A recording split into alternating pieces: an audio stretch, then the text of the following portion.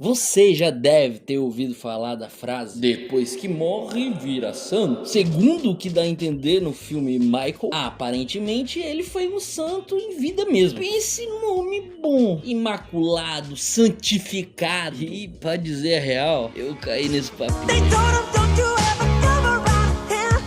Sabemos de toda a imagem que foi construída ao longo dos anos desse grande ídolo da cultura pop. E muito desse circo midiático foi alimentado por ele mesmo. Aquela aura de excentricidade, a terra do nunca, ou sempre, porque é Neverland, né? Toda a imagem construída dele através dos anos criou esse caos perfeito. Shhh, não grita. E deu margem para sucessivos ataques que de fato aconteceram. E quando eu falo de ataques, não é pouco não, viu? A gente tá falando do maior escrutínio público mais feroz que aconteceu na cultura pop. O homem foi dissecado vivo pela mídia. Ele enfrentou aquele julgamento criminal gigantesco em 2005. E pra quem não lembra, ele foi absolvido de todas, absolutamente todas as acusações. O negócio foi tão longe que o próprio FBI passou mais de uma década investigando a vida dele. Mano, você tem noção disso? O FBI, a inteligência americana, que não é, tem inteligência assim, mobilizou agentes, vasculhou arquivos, rastreou a vida do cara procurando qualquer mísera evidência que pudesse incriminar ele. O resultado? Um dossiê de mais de 300 páginas que não conseguia provar nenhum crime. Nada. Necas,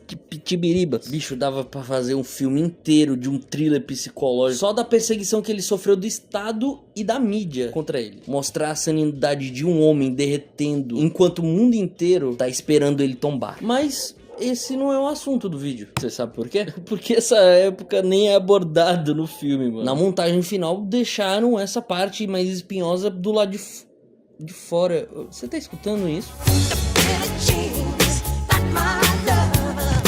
Só pra deixar bem claro, eu achei errado esse negócio de Rei Leão com bebê na sacada. E de ter animal silvestre como um bicho doméstico. Você poderia ter colocado esses bichos num santuário animal, né? Garoteou, foi morrer. Basicamente o filme conta a história do Michael Jackson, que se libertou das garras do malvadão do seu pai, Joey Jackson. Michael nem chamava ele de pai, pra você ter noção. E tudo isso acompanhado de uma insegurança. Uma insegurança de perder, uma insegurança pela sua família, pelo seu nariz e talvez até pela sua própria pele. Mas bem, isso eu tô supondo porque a porra desse filme não aborda assunto relevante nenhum e não consegue desenvolver nenhum personagem porque tá vindo outra música. Oh, baby, give me one more chance. Mas e aí, o filme é bom? Olha, eu tenho algumas definições: empolgante, brilhante e arrepiante. Mas isso não é mérito do conjunto da obra não, viu? A parte do arrepio se dá por conta de uma playlist maravilhosa que o Michael Jackson deixou pra gente. O brilho vem dos olhares de Juliano Veldin e o Nepo Baby Jafar Jackson, com atuações impecáveis. E também tem o pilantra do Joey Jackson, que eu odeio de coração, interpretado por Calman Domingo. Pense num caba pra eu ter nojo, mano. E juntando todos esses elementos juntos, acaba nos proporcionando a empolgação. E bem, a nossa empolgação consegue catalisar com a fotografia muito decente. Não tão decente assim, mas decente. E tem o roteiro. Ai, o roteiro. Oh, esse roteiro, meu Deus, esse roteiro, ai meu Deus. Nossa, tudo isso de vídeo e não tem uma música.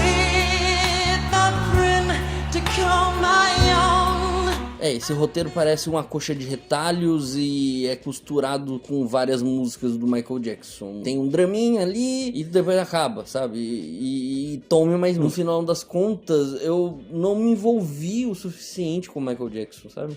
E para ser justo, não dava pra esperar muito disso, né? Basicamente uma franquia esse tipo de filme biográfico, né? E o primeiro exemplo que vem na minha cabeça é Bohemian Rhapsody e Elvis. Nossa, como eu odeio esse filme do Bohemian, meu Deus do céu. Esse filme do Michael e o Bohemian Rhapsody, eles têm uma estrutura muito parecida, inclusive a pressa também. E aqui eles precisam colocar todos os sucessos até bad. Mano, não dá.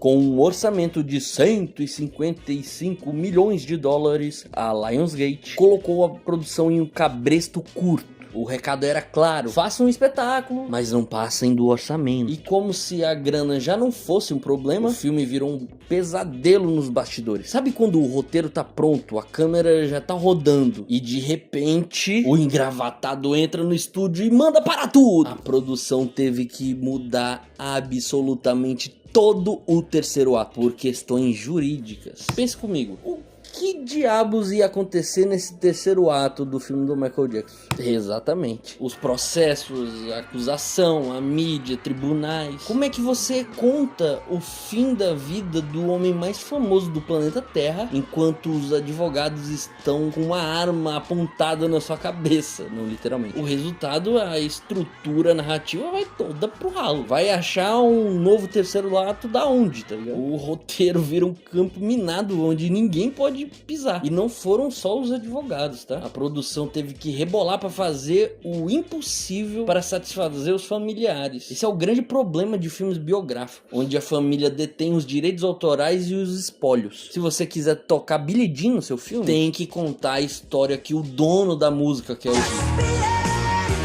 Com o sobrinho do artista como protagonista, você acha mesmo que eles iam colocar o dedo na ferida? É claro que não. A família Jackson segurou a tesoura e cortou qualquer coisa que podia arranhar o verniz do mito. E o que sobrou dessa picotagem foi o que a crítica vem massacrando. Uma trama completamente superficial e um ritmo bizarramente apressada. Eles tentaram espremer mais de 30 anos da vida mais caótica documentada da cultura pop dentro de uma historinha de 2 horas e meia, sabe? Não, deve ter menos de 2 horas e meia. Não tem desenvolvimento de personagem, não tem respiro, não tem silêncio. É uma montagem frenética, pulando de um clipe famoso para outro. É como se você estivesse lendo a página do Wikipedia em 2x. E bem, voltamos para o início. Mas antes...